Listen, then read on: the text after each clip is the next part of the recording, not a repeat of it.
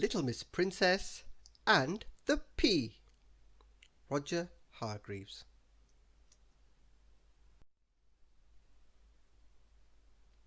Late one night last week, on her way home, little Miss Princess got caught in a terrible storm, and her coach got stuck in the mud.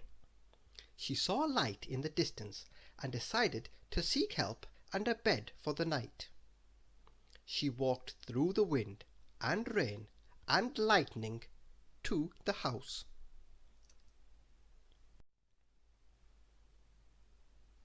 On the way she lost her crown.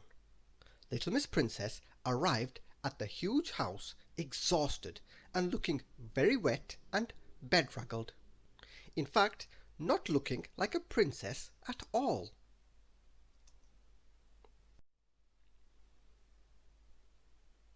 She knocked on the tall front doors. It was Mr. Uppity's house. Mr. Uppity is the richest man in the world. He is also one of the rudest men in the world. "What do you want?" he demanded rudely when he opened the door.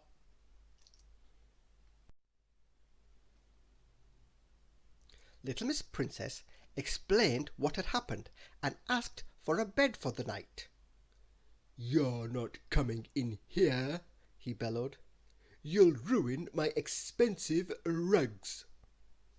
"Please, can you help me?" begged little Miss Princess. "I'm so cold and tired, and I just need a bed for the night." "Go round the back and I'll see what I can do," he said crossly, with which he slammed the door in her face.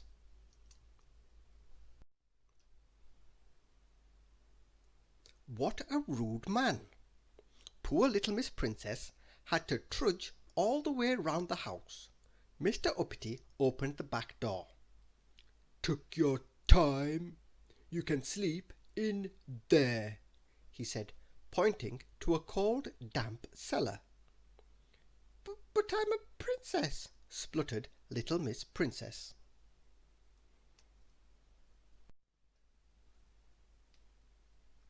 "You don't look like one," snapped Mr. Uppity. "You don't even have a crown." "I lost it in the storm," explained little Miss Princess. "A likely story," said Mr. Uppity. "If you are a princess, then you will have to prove it." Mr. Uppity led little Miss Princess into his enormous dining room. The dining table was vast, and seated round it were some guests.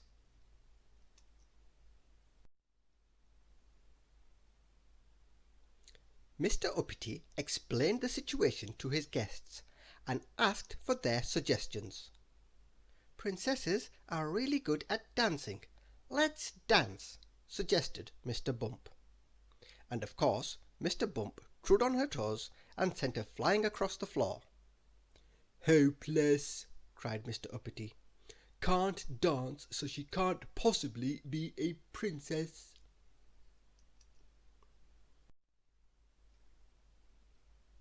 "Princesses are really good at waving," said Mr. Tickle. Now, little Miss Princess was very proud of her waving and loved to wave to people from her coach, but every time she raised her arm, Mr. Tickle tickled her. He tickled her so much she fell over on the floor.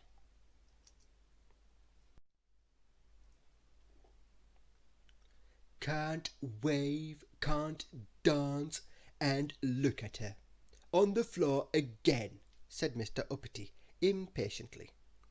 "Decidedly not a princess." "I have heard," piped up little Miss Splendid, "that princesses are very delicate. So delicate that if they sleep with even a pea under their mattress, they will wake in the morning bruised all over."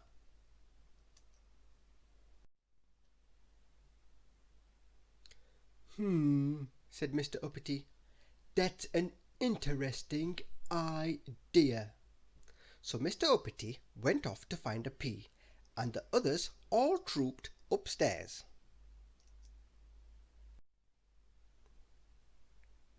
Mr. Mean lifted the mattress and Mr. Uppity placed the pea underneath. Mr. Mean looked at the bed. "Not much of a test," he said. "Quite right, Mr. Mean.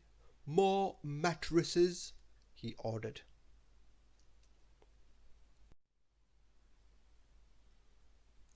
So they piled mattress after mattress, one on top of the other, until they nearly reached the ceiling, and little Miss Princess climbed on top. "Good night," said Mr. Uppity, and he turned out the light. And then Mr. Uppity went to bed.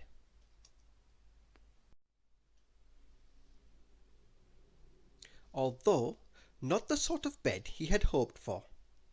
There was not a bed in the house left with a mattress on it.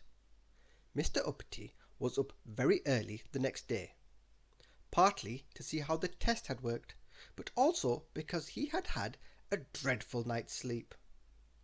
"How did you sleep?" Mr. Uppity asked little Miss Princess.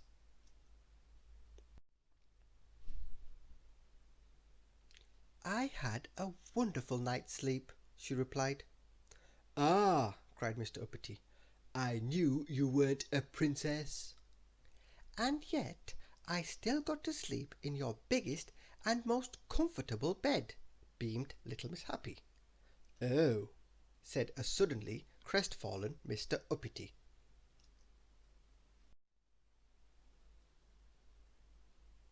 "And if you are going to test for princesses in the future," she added, "you should use an uncooked pea, not a cooked one."